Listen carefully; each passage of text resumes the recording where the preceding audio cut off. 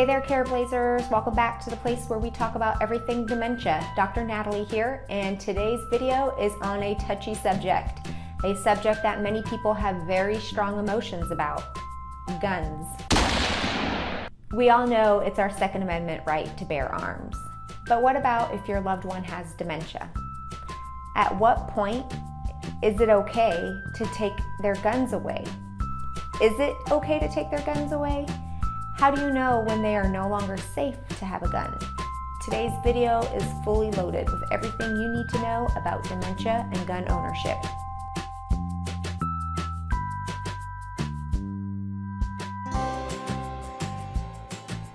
People 65 years and older have the highest rates of gun ownership in the United States, and the number of Americans 65 years and older is expected to more than double, from 46 million currently to over 98 million by 2060. We know that as the older adult population increases, the number of people who are getting dementia is also increasing.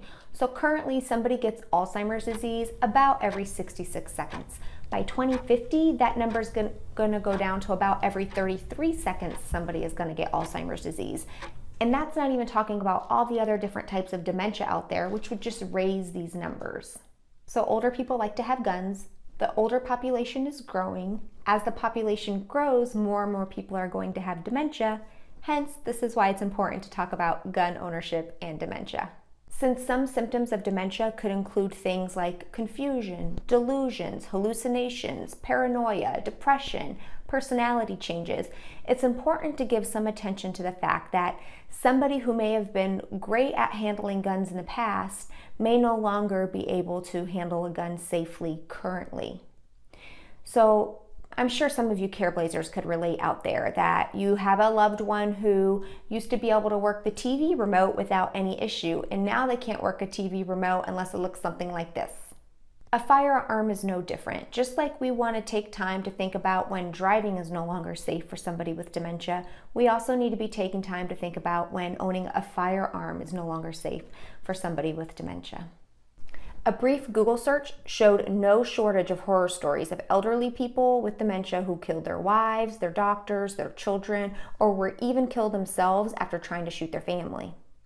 Now, I also realize the news is filled with stories of how guns saved the lives of older adults who were victims of home invasions, and if it wasn't for owning a firearm, they may not be alive today.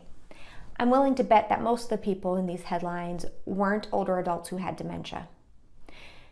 Many older adults and senior citizens say owning a gun helps them feel safe because their physical abilities are no longer what they used to be, so being able to have the protection of a firearm makes them feel much more safe and protected in their home.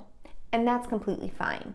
Here, we're not talking about seniors owning guns, which is their right. We're talking about people with dementia owning guns. Owning guns is our right. However, if your loved one has dementia to the point that they're no longer able to safely operate a gun, or you are suspicious that they may no longer be able to safely operate a gun, it's important that we step in and do what we can to protect our loved ones as well as ourselves.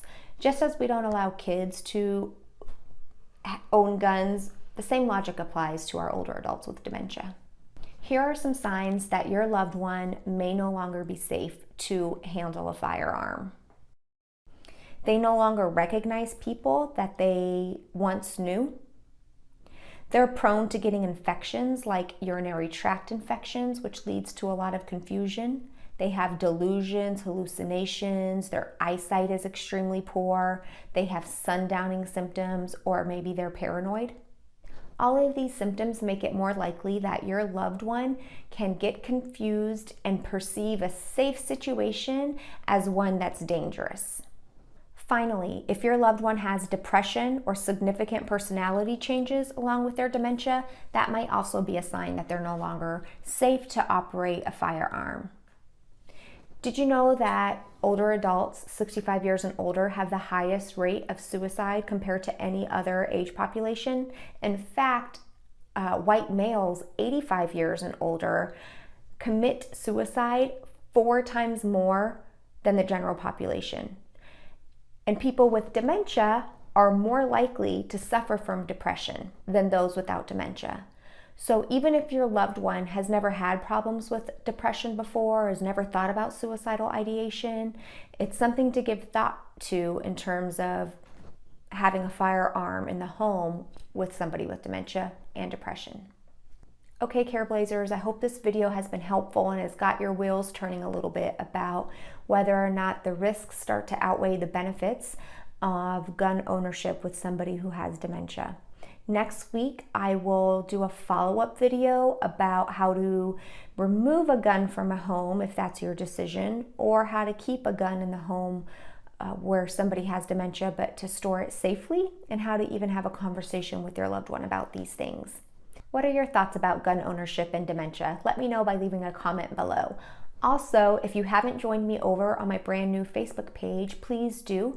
You can find me on Facebook under Dementia Careblazers. I give you a little behind the scenes look at my weekly life and give little tiny tidbits here and there that could be helpful for you. So hop on over there and follow my page or like my page or whatever it is you want to do. Just somehow get on the page. And I will see all of you guys next week with my follow-up video on dementia and firearms. Bye.